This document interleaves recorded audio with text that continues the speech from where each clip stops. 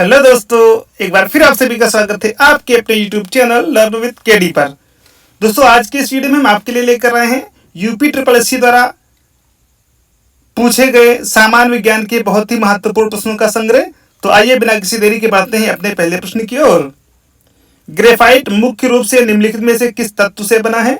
सही जवाब होगा option C, carbon. Graphite carbon का शुद्ध क्रिस्टलीय अपर रूप है। इसके क्रिस्टल में कार्बन परमाणु समखंडभुजों की परतों में व्यवस्थित होते हैं। इनके परतों के मध्य क्षीण वांडर वाल्स बल उपस्थित होने के कारण ग्रेफाइट नर्म और स्नेहक होता है या विद्युत का सुचालक है। सिलिकॉन क्या है? प्रश्न कह रहा है कि सिलिकॉन क्या है? ये उपधातु है। सिलिकॉन एक उपधातु है। उपधातु वे तत्व हैं जो धातु एवं अधातु दोनों के गुण प्रदर्शित करते हैं। इसका परमाणु क्रमांक 14 तथा प्रतीक SI है। निम्नलिखित में से कौन सा विकल्प लेड का चिन्ह है? सही जवाब होगा ऑप्शन बी, Pb।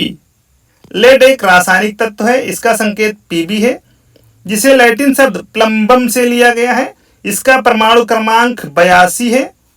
यह एक भारी तत्व है। इसका गलनांक कम 327.5 डिग्री सेल्सियस होता है। शरीर के अंदर इसका प्रवेश स्वास्थ्य के लिए हानिकारक होता है। किसके प्रयोग के जरिए धातु की उच्च शुद्धता प्राप्त की जा सकती है?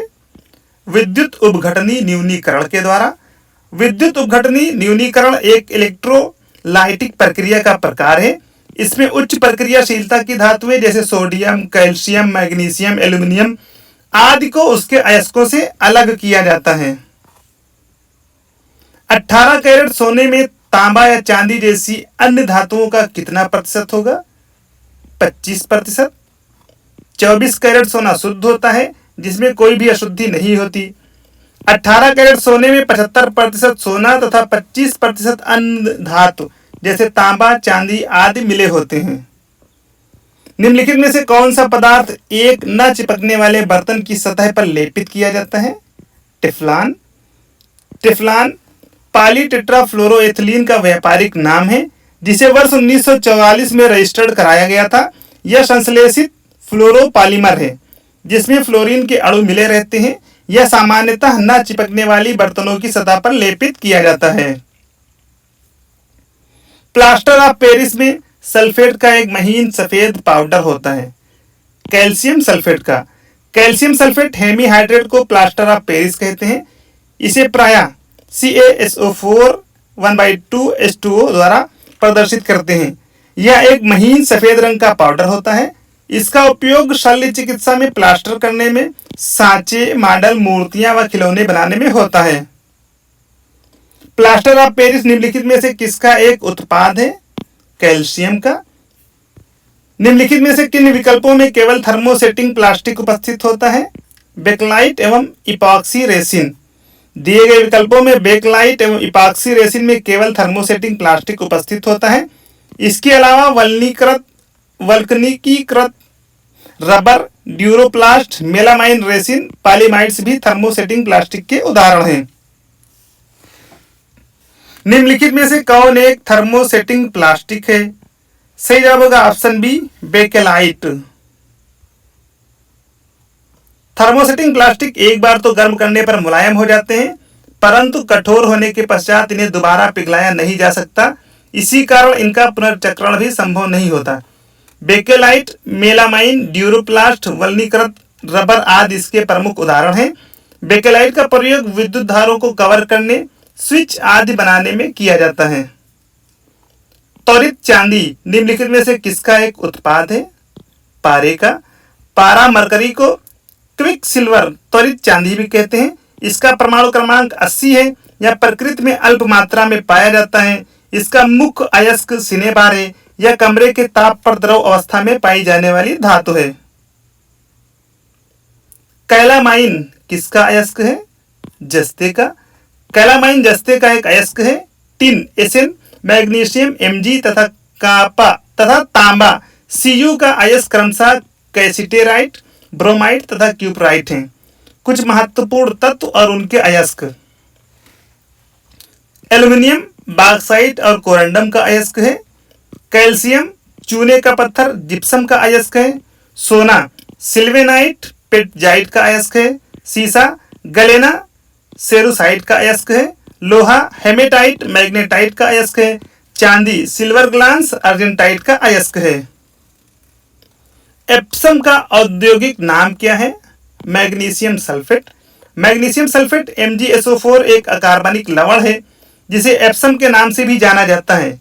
इसका उपयोग विभिन्न प्रकार की चिकित्सा में चिकित्सकों द्वारा आंतरिक एवं बाह्य प्रयोग में किया जाता है। इसे इंग्लिश साल्ट या एप्सम साल्ट के नाम से भी जानते हैं। बिजली के बल्ब का फिलामेंट किसका बना होता है? तो दोस्तों सही जवाब होगा टंगस्टन का। विद्युत बल्ब के फिलामेंट को बनाने के लिए सामान्यतः टंगस्टन का उपयोग किया जाता है क्योंकि इसका गलनांक बहुत उच्च लगभग 3400 डिग्री सेल्सियस होता है। टंगस्टन के बने हुए इस फिलामेंट से जब विद्युत धारा प्रवाहित होती है तब यह प्रकाशित हो जाता है।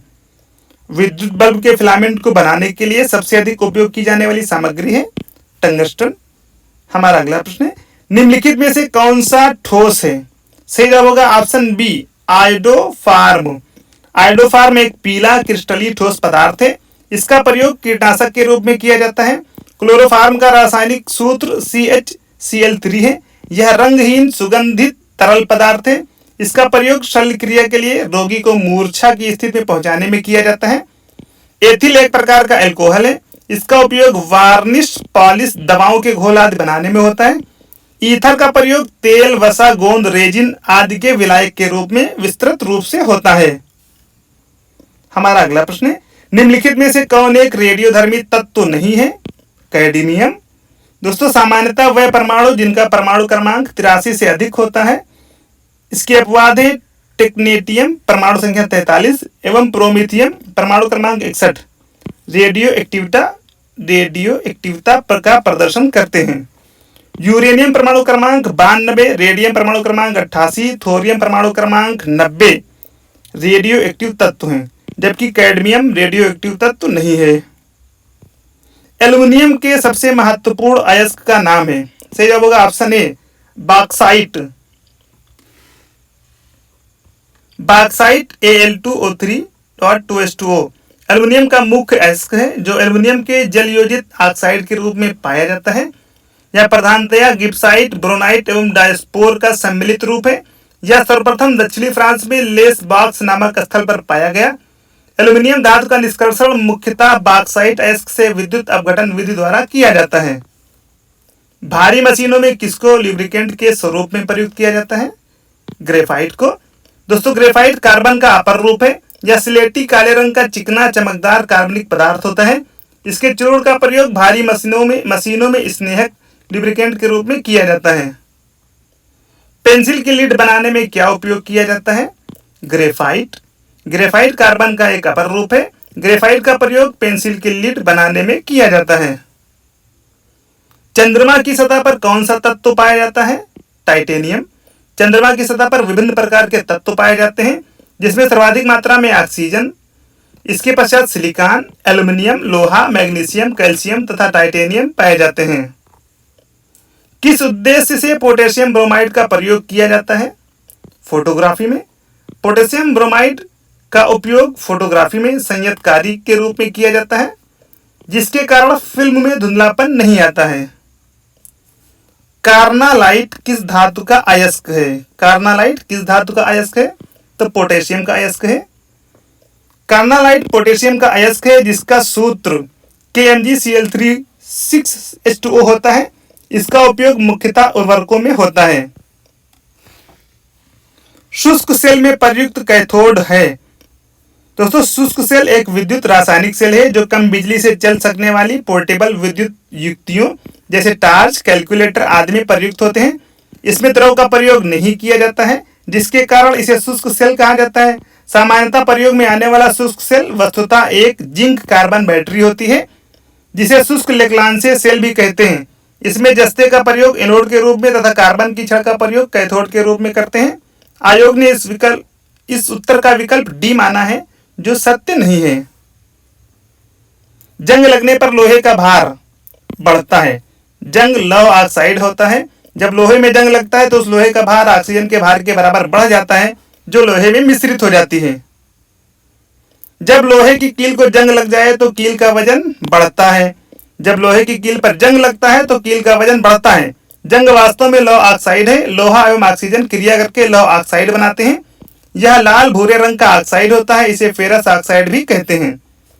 कौन सी धातु ठंडे पानी से प्रतिक्रिया नहीं करती है लेकिन गर्म करने पर वाष्प से प्रतिक्रिया करती है? तो इसका सही जवाब हो जाएगा ऑप्शन बी, एल्युमिनियम, जिंक तथा आयरन कुछ ऐसी धातुएं हैं जो ठंडे या गर्म जल से प्रतिक्रिया नहीं करती किंतु गर्म करने पर वाष्प से प्रतिक्रिया करती हैं। मैग्नेटाइट है, सही जवाब होगा Fe3O4। मैग्नेटाइट Fe3O4 लोहे का अयस्क है। मैग्नेटाइट लोहे का सबसे अच्छा अयस्क है। इसमें लगभग 72% तक लोहा पाया जाता है। लोहे के अन्य अयस्क हेमेटाइट, लिमोनाइट तथा सिडेराइट हैं। निम्नलिखित में से कौन सी धातु सबसे अधिक आघातवर्ध मैलिएबल होती है? सही जवाब होगा ऑप्शन डी, सोना और चांदी। धातुओं का वह गुण जिसके द्वारा उन्हें पीट कर पतली चादरों में परिवर्तित किया जा सकता है आघातवर्धिता कहलाता है। सोना और चांदी सबसे ज्यादा आघातवर्धी धातुएं हैं। निम्नलिखित में से कौन सा तत्व तांबे को उसके यौगिकों से विस्थापित कर सकता है? दोस्तों प्रश्न कह रहा है कि निम्नलिखित में से कौन सा तत्व तांबे को उसके यौगिकों से विस्थापित कर सकता है? जस्ता। दिए गए विकल्पों में जस्ता तांबे को उसके यौगिकों से विस्थापित कर सकता है। निम्नलिखित में से सबसे अधिक ऋण विद्युतीय तत्व कौन सा है? सही जवाब होगा फ्लोरीन। फ्लोरीन सबसे अधिक ऋण विद्युतीय तत्व है। तो दोस्तों ये थे हमारे आज के बहुत ही महत्वपूर्ण प्रश्न। वीडियो आपको कैसी लगी कमेंट बॉक्स में जरूर बताएं। वीडियो को लाइक करें, शेयर करें और अगर आप चैनल पर नए हैं तो चैनल को सब्सक्राइब करना बिल्कुल भी ना भूलें। दोस्तों कमेंट बॉक्स में ये बताएं कि वीडियो आपको कैसी लगी और ये भी बताएं कि आपको किस टॉपिक पर वीडियो चाहिए ताकि हमारी टीम उस टॉपिक पर वीडियो लेकर आ सके। दोस्तों हमारा टेलीग्राम चैनल जरूर ज्वाइन करें, लिंक डिस्क्रिप्शन में दी गई है। आज के इस वीडियो में बस इतना ही। जल्दी आपसे मुलाकात होगी एक नई वीडियो के साथ। धन्यवाद।